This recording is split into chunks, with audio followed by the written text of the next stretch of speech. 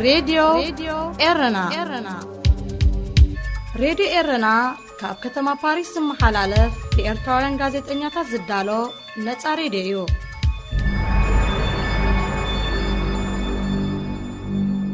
سلام كبرى سمعتنا أبناء لومي عربي 15 طري مدبنا على المسنق سعركي حدا كفال فنونايو مكتالكم بخبرنا عدم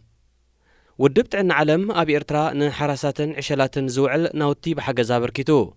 أبي قداي مريتنا نعجسلو مخنيات يلن قبل جنرال البرهان مس إثيوبيا نزلو كنتات بقطع مليسو إثيوبيا أبي كللات تجراين أورمون حيالو كم استقتلون كم استمارون تجلت بخل وجندما أبي كل البيشانجول جومز أبزقت ألنا بيهرج جتات لعلي حدا مئة إثيوبياوان تقتلهم راديو إيرنا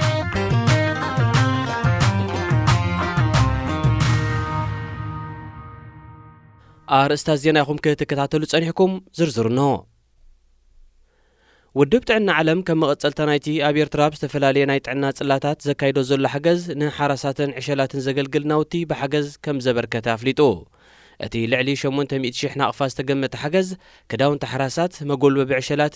نعشلات زدلي استفلالي أقحوز حزي سناتون زتغلليو اتناوتي كابر حقترات نزمتا نفس صورات أب جيزيو مصنحي حراسات نزق اللي كعدليو وكيل ودبت عنا علم اتحجز بعسر سلسة طري كلتاشان عسران حدن نامني سرت عنا كم زركبو يقليزو أبيرترا مس ودبت عنا علمن كالوت مشارختن بمتحبر أب زكاية زلو تعري مات أنا موت هديتاتن عشلاتن أب أوان ولد يقدل كم زلو زحبر أب قداي لألاو مريتنا نعقسلو مخنيات يلن كبل أب بومبر مساقاقر بايتو السودان جنرال عبد الفتاح البرهان قليتو ات جنرال أب تيمس إثيوبيا وقز تخيلو كبابيتات الفاشقا ترخيبو نسراويت هاقرو أب زسمعو مدره مس إثيوبيا زمدنانا نمحلاو كنبل نلعل 25 عامتات تسميم ناينا دحر مبالو حجقن نعقسلو مخنيات يلن كبل آسميرلو إثيوبيا زي حسبنايو أبلع لنا كدعات فتيما زبله جنرال البرهان قدمي أستاد حدا ورحي أبلعلي أب حلواز نبرة سراوي السودان متقعتي مخفاتا أزخاخيرو نسب توساخي سراوي إثيوبيا دوب سودان سجيرو قولعون دك رستيون سلازقتله نحناون تمساسال سقومتي كنوسد ባህልናን እምነትናን ዘይፍቀድ እኳ እንተኾነ ደም ሱዳናውያን ግና ሕሱሪ ማለት ከም ዘይኮነ ብቁጥዕ ገሊጹ ኣብ መወዳእታ ድማ እዚ መሬት ሱዳን እዩ መሬትና ድማ ንዝኾነ ወገን ሓሊፍና ኣይንህብን ኢና ብምባል ኣብ መሬትና መስዋዕቲ ክንከፍል ድልዋት ኣለና ዝብል ናይ ነድሪ ቃል ኣስሚዑ መሬት ሱዳን ክወስድ ዝደሊ ንሱዳናውያን ቀቲሉ ምስ ወደ ጥራዩ ክወስድ ዝኽእል ድማ ኢሉ ኢትዮጵያ ብወገና ብዛዕባ እቲ መራሒ ሱዳን ዝወሃብ ዘሎ መግለፂታት መልሲ እኳ እንተዘይሃበትሉ ናብቲ ምስ ሱዳን ዘዳወባ ከባቢታት ኣፅዋርን ሰራዊትን ትጓርት ከም ዘላ ተረጋጊፅሎ ኣብ ሳልስተ ዝውን ነፋሪት ውጊ ኢትዮጵያ ዶብ ሱዳን ከም ሰገረት ሰራዊት ሱዳን ተወሳኺ ወቀሳ ኣስሚዑ ሱዳን ንዝበዝሕቲ ብኢትዮጵያ ን26 ዓመታት ተታሒዙ ዝጸንሐ መሬታ ከም ዘምለሰት ክትገልጽ እንከላ ኢትዮጵያ ድማ በንጻሩ ሱዳን ዶብ ሰጊራ ወራር ትፍጽም ከም ዘላ እያ ኸሲሳ ሱዳንን ኢትዮጵያን ናብ ዝኸበደ ጎንፂ ከም ረሓ ይኽእላየን ኣብ ዝበሃለሉ ዘሎ እዋን ዝተፈላለያ ጉጅለታት ባህሊ ሱዳን ኣብ ዶብ ናብ ዝርከብ ሰራዊት እናተንቀሳቐሳ ብናይ ጎስጓስ ደርፍታት የዛንያ ምህላውን ተፈሊጡ ኢትዮጵያ ምስ ሱዳን ዘለዋ ጎንፂ ንምፍትሑ መራሕቲ ኤርትራ ሕቡራት ኢማራትን ደቡብ ሱዳንን ከም መንጎኛታት ከኣቱ ዝተኻየደ ፈተነታት ዛጊት ኣይተዓወተን ኣብ ኢትዮጵያ ክልል ቤንሻንጉል ጉሙዝ ዞባ መተከል ኣብ ዝቐጸለ ግጭት ልዕሊ 100 ሰባት ከም ዝተቐትሉ ኣገልግሎት ዜና ኢትዮጵያ ኣፍሊጡ ኣብ ሳልስተ እዚ ድባጤ ኣብ ዝተባሃለ ከባቢ ኣብ ዝተፈጸመ መጥቃዕቲ ናይ ዝሞቱ ብዙሕ ሰባት ካብዚ ብመንግስቲ ዝግለጽ ዘሎ ዝተዓጻጸፈ ክኸውን ከም ዝኽእል ዝተፈላለዩ ወገናት ሃገር ኣብ ማሕበራዊ ሚድያታት ይገልጹ ኣለዉ ኣብቲ ክልል ኣቐዲሙ ኣብ ዝተጓሃረ ናይ ብሄር ግጭት ልዕሊ 200 ሰባት ከም ዝተቐትሉ ኣማኢድ ድማ ከም ዝቆሰሉን ክግለጽ እንከሎ ካብ ቤት ንብረቶም ናይ ዝተመዛበሉ ኢትዮጵያውያን በዝሒ ልዕሊ 100,000 ይበጽሑ ኣብ ካልእ ክፋልቲ ሃገር ድማ መንግስቲ ኢትዮጵያ ኣብ ትግራይ ኣብ ዘካይዶ ዘሎ ኩናት ኣቶ ሲም መስፍንን ኣቶ ባይ ፀሃየን ዝርከብዎም ገዳይም ተጋደልቲ ህወሓትን ላዕለዎት ሓለፍቲ መንግስቲ ነበርን ከም ዝቐተለ ክገልጽ እንከሎ ኩናት ትግራይ ገና ከም ዘይተዛዘመን ብዝኸፍአ መልክዑ ይቕጽል ምህላውን ሓያሎ ካልኦት ወገናት ሃገር የመልክቱ ኣብ ምዕራብ ወለጋ ድማ ምስቲ ብሸእንየ ዝፍለጥ ንናጽነት ኦሮሞ ዝቃለስ ዕጡቕ ሓይሊ ከቢድ ኩናት ይቕጽል ኣሎ መንግስቲ ኢትዮጵያውን ኣብ ምዕራብ ወለጋ ዓወታት ብምጉንጻፍ ኣማይት ከም ዝቐተለን ከም ዝማርኸን ይገልጽ እኳ እንተሎ ኣብቲ ከባቢ ናይ ኢንተርኔትን ቴሌፎንን ኣገልግሎታት ብስሩዕ ይሰርሕ ምስ ዘይምህላው እቲ ሓቂ ንምርግጋጹ ኣሸጋሪ ኮይኑ ከም ዘሎ ተመልኪቱ መንግስቲ ኢትዮጵያ መዓልታዊ ዝህበ ዘሎ መግለጺታት ዓወታት ከም ዝተጎናጸፈ ይገልጽ እኳ እንተሎ በንጻር ዝግና ብዘይካዚ ኤርትራ እውን ዝበዝሐ ኣህዱታታ ኣሰሊፋትሉ ዘላ ኩናት ትግራይ ብምዕራብ ምስ ሱዳን ዲጋ ተሃድሶ ኣብ ዝርከበሉ ክፋል ቤንሻንጉል ጉምዝን ምዕራብ ወለጋ ናይ ክልል ኦሮምያን ድማ ናይ ብሔር ግጭታትን እናሓየለ ይመጽእ ከም ዘሎ እዩ ዝንፈት كبرا سمعتنا زينة تفتصيم له قتيلو علال مس نغس عركي كسعبيو حبيرنا نكتاتل راديو إرنا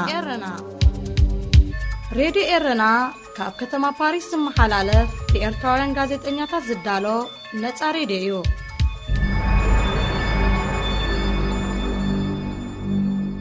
علال مس نغس عركي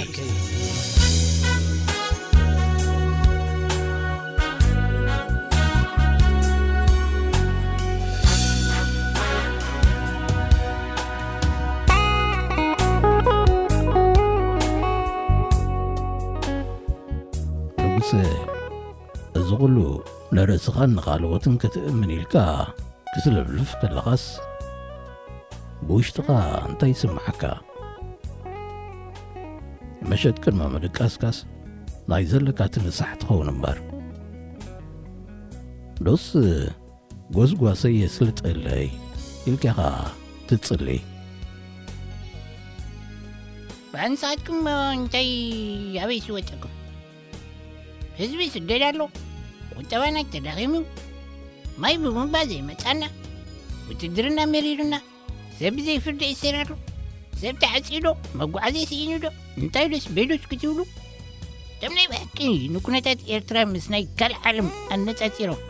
እሞ ነቲ ሓቂ ከዓ ዝነጸረሎም ኣብ ደገ ዝነብሩ ሙዕታት ሃገራውያን ክነግሩካ ከለዎ ግና በቃ ከም ህዝቢ ኤርትራን መንግስቲ ኤርትራን ከምዚ ኢሉ እኮ ይኳዕ ኢሉ ዝረአየካ نحنا زيران هيدا نساتهم كابرحوق انتاي كريو خيلهم أبغينا أمشي أوروباوين ولا أمريكاوين معولات مثلنا لما أوزلو نتي سيستم تبقى جيرم زفلتو خنقرها خلو كنا كيف لا التحدري هذا اللابو الظانا يدرار قدايكوا صبغا لغا كنا يسبيع ميزان أخذ قدل كي تدرر التحدر إذا كويس قلنا لهم كدرة ولكن بعين صغار قرب تماهر من أولادكم إذا عينت قمت انت لكم سي كل سبب نزي أوروبا أمريكان كم من قصة سمي جيرو خور سمالت كوي فتود النقرة كالنا لما أولاد مثل هذه لو هكرات كنا يوشتاو تقماتي جلوهم እንታይ ኮይኑ ዳዮ መንግስትኻ ገንዘብ ዘይሃውኒ ኢሉ ዝቕየሞም منو بروجكتات سيلو نعزي حقزونا إلو لمين ومي منقسنا بتوكابو غمزينا بردامو فتوتنا يكون تتصلايتنا نمزي مسكرولو بتسفرنا قبلو واتفرنا ودي أمنا إلكا مشتمر نيركا منقسنا غير لمنو بعلبتهم أوروبا وحبرت معك جنزبهم نلمحتنا غلو سيسم منقسنا نايتا تبرر لمن حزبي نمنقسنا قريفون عقاتهم كامل لقيلة من يوم جنزب سلنا نيرم منقس غا عشاي كنان كله كمنا منقس بروجكت وينيو أما علو عيلو أبقالو تافريكا وانا قرات كوا تمزيوي سلطاني من الزبازة حق السرقوة أبزقنا أبتات تمدوي تلات وعل ناو قال علال دا وزيد كان نمبر أنس بزعواتي الناقن مخانا زوال كيان تتبرع لين فتقو بيلا نكو عكي ريزي تحتركا أو ريزي دلي نغت فلت حنتي مخاني نحنا أبزقوينا نجمت زلولوت بزحن رينينا حسرت عميد حليفو إسرع وينو نابرانا زي تمحيشي قد ملينا نول كما بدق ذنورو هقرا وينكري وخلوقنا قالوا فلوس إليهم جعزبو نحنا كنريو زي كأل ناس إلسي كم يجيرهم يم نسوم زريوه علم لمي بتكنولوجي كمي معبي لغمد الله بيت رسي إذا بزي بتيفي تقرب لنا مدام محوالة تقيلة بقجزهم توتهم عجزي كم زي فلتو غير كي توسدهم እዚ መንግስቲ ልልልሊ ኣቢሉ ተንገለ ጽቡቓት ጌረየን ዝብል እንዲኦም ካብ ናይ መንግስቲ ኤርትራ ቴሌቪዥን ዝቕለቡ ዘለዉ نجيرك أكوي نحنا بزي سقيلنا معلتاوي مرت نابرانا خنتكر كلنا لساتهم قنا منقستنا سلم انتاي نزي هزبي يترتر له قيمزلو مالت نحنا زغف أنا زلو منقستنا كان كوينو زي كونس إذا أقرك سمع بيلي لو مقانيم زري زلو وعن قوغاتا مع بيلا كيو علقي حدرو حقرهم كم زاكلي ترسل ሕጂ ተረዲእኒ መንግስትኻ ነዛ ሃገር ናብቲ ንሳቶም ዝምችኦም ደረጃ ምዕባለ የብፅሕ ኣለዎ ኢሎም ስለ ዝግምቱ እሲ ብዛዕባ ወፅዓቲ ህዝቢ ኣይግደሱን እዮም ዋላ ብባርነት ዝፈረየ ምህርቲ እዩ ዘበግኦም ኢኻ ትብለን ዘለኻ ما قمتم إرترا ولا حنت معبالي ترئني هذا كم هاجر كنت فيها زبلو دم عيشو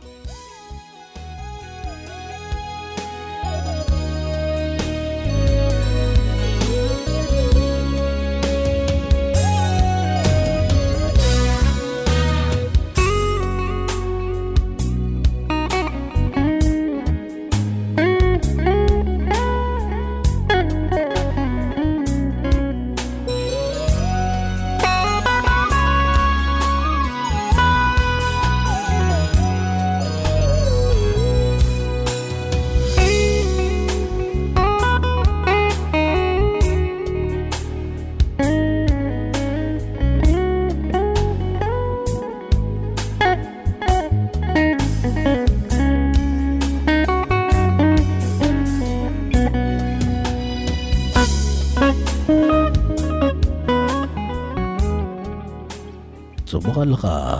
ንጉሰ ንመንግስቲ ኤርትራ ምእኳን ማለት ኤርትራ ጽቡቕ የላን ዘስምዕ ክኸውን የብሉን نسي تريتي ولا لا إذا تريد لبي سمعيهم تولم تقاوم تقوى ولا تبقى كرمتي انت اللي ناقوا يمزحركو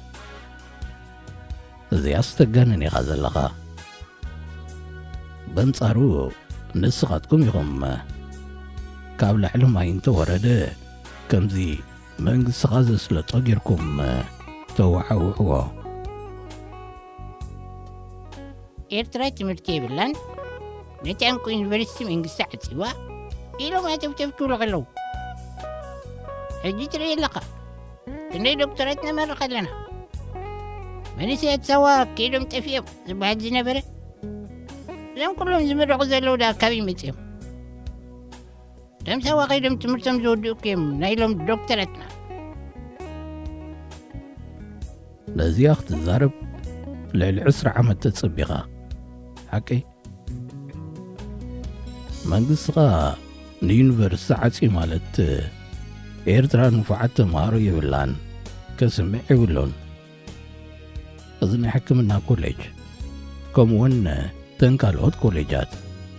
ምሁራት የፍርያልና ምህላውን ጽቡቕ እዩ በቲ ዝነበረ እንተዝቕጽልከ ከመይ ዓይነት ውፅኢት ምተረኽበ ኢልካ ዶ ሓሲብካ ትፈልጥ ዝነበረ ዳ ተረኢ እንዲ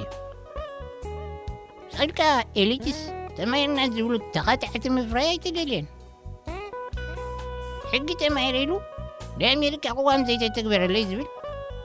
ፖለቲካ የጽኒዕ እሞ ባይቶና ከምዚ ክኸውን ኣለዎ ትብል በቲ ካልእ ሸነኽ ገሊኣ ድማ ሰብኣዊ መሰላት ዶ ብዙሕነት ዶ ኣከባቢያዊ ሚዛን ዶ ዋላ ቁጠባዊ ሕጊ እንዳኽንደ ያለውለውዲ ዝፈሪ ካብዘን ዩኒቨርሲታት ህዝብና ሕጂ ዘድልዮ ዘሎ ንኣብነት ጥዕና ኣስናኑ ኣዕፅምቱ ልቡ ጨጎርኡ ዝሕክምዎ እምበር ነዛ ኣድራር ዕለቱ ዘይረኸበሲ ከምዚ ኸባ እዚ ጐዲልካ ዶ ከምቲ ኹንዶ ዘይብሉ ናይ ትምህርቲ ዓጃዋት ኣይተደልየን ንጉሰ ብዛዕባ ዘይትፈልጦ ኢኻ ብሃውሪ ትዛረብ ዘለኻ ዩኒቨርሲቲ ኣስመራ ዘፍረየቶም ብዙሓት ተመራመርቲ ኣብ ካልኦት ሃገራት ተዘሪኦም የፍርዩ ኣለዉ ንሱ እንዲና እሞ ንብለካ ዘለና ካብ ቀደሙ እዞም ሰባት እዚኣቶም ብምዕራባዊ ባህሊ ተጸልዮም እዮም ነይሮም ቅሩብ ክፍእ ምስ በለቶም ከዓ በበሪሮም ናብተን ዝሕልምዎን ሃገራት ከይዶም እዞም ኣብዚ ነፍርዮም ዘለና ግና ብሃገራውነት ተሃኒፆም እንዲዮም ሰልጢኖም ማለት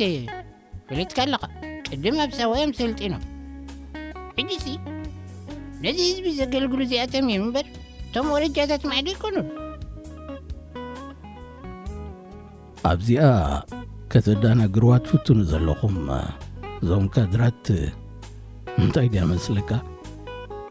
ለእንተገብረ ንኣሽቶም ዕባለታት ብምጉላሕ እቲ ካልእ ኣበሳታት መንግስቲ ክሽፈን ኣለዎ ትብሉ ምዃንኩም እዩ ከምኡ ይኮነን ሚለ በልቶም መብዛሕትኦም ሃገራውያን ገይሮም ዝርድኡልናሲ ከምዚ ዓይነት ሰኒ ሓሳብ ዘለዎ መንግስቲ ዋላቲ ጸላእቲ ዘውርኢሉ ሕማቕ ምእንቲ ህዝቢ ኢሉ ዝገብሮ እዩ ኢሎም እዮም ዝርድእዎ ብቴሌቭዥን ከዓ ርእይዎ ኣለዉ መንግስቲ መሬት ከልምዕ ዝንፍዑ ተምሃሮ ሽልማት ክዕድል ኣብ ርሑቕ ገጠራት መስመር ኤሌክትሪክ ክዝርግሕ ክንደይና እማ ክንብሎ ንስኻ እንዲኻ ቲቪ ዘይትከታተል ኮንካ እምበር እዚ ኩሉ ምዕባለታት እምበር ዶብ ኤርትራ ዝቕመጥ ዘለኹም በልካ ነርካ በባትሪ ትሰርሕ ቴሌቪዥን ኣላ ድያ እዚ እኮ ይሽግርኩም በዓል መማረርቲ 24 ሰዓት ኤሌክትሪክ ዘይረኸብና ማይ ኣብ ገዛና ዘይመፀና ከም ድላይና ናብ ድላይና ከባቢ ዘይኮብልልና ንሱ ምስ ተፈቕለልኩም ከዓ ካብ ሃገር ዘይወፀና ንመንግስቲ ዘይወቐስና መንግስቲ ስቕ እንተይልኩም ከዓ ንሕና እውን እንተዘይመርሕና ግን ክንብሎ ኢና ናትኩም ጠለባት መንግስቲ ዝጥምቶ ዘሎ ግና ነዚ ንጎረርኡ ዝኸውን ማይ ስኢኑ ዘሎ ነተን 3-4 ሰዓት ማይ ኣብ ዝባነን ተሰኪመን ዝወርዳ ዘለዋ ነቲ መሰንከትን ጌራ ዕንፀይቲ ስኢኑ ዘሎ ዜጋ እዩ ዝርኢ ኣብ 30 ዓመት ሲንጋፖር ዘይኮና ትብል ኣለኻ ኣነስ ከምኡ ይበልኩን ሰበስልጣን መንግስትኻ ግና ኣብ ውሽጢ 25 ዓመታት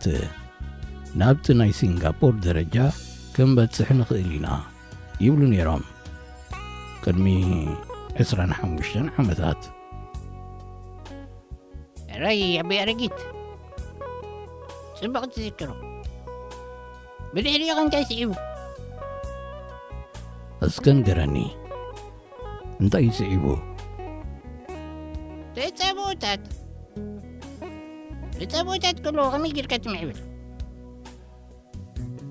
ብዋሕቅኻ ካብ ጎይታኻ ተጻቦታት ተበጊሱስ ነቶም ከምኡ ዝሓልሙ ዝነበሩ ሰበስልጣን እኳ ኣሲርዎም ተኣሲሮም ኣይትብዝሕ ብጃኻ ንርእስኻ እውን ከይትእስር መቐን ሳላ ኮቪድ እሱር ኢኻ ዘለኻ ዓቕሊ ግበር ሚለይ ነዛ ዘውዲቱ ምስ ሰዓርናያ ኣጆኻ መገዲ ሲንጋፖር ክንጅምሮ ኢና መንጠሪ ባይታ እዩ ዘጣጣሕ ዘሎ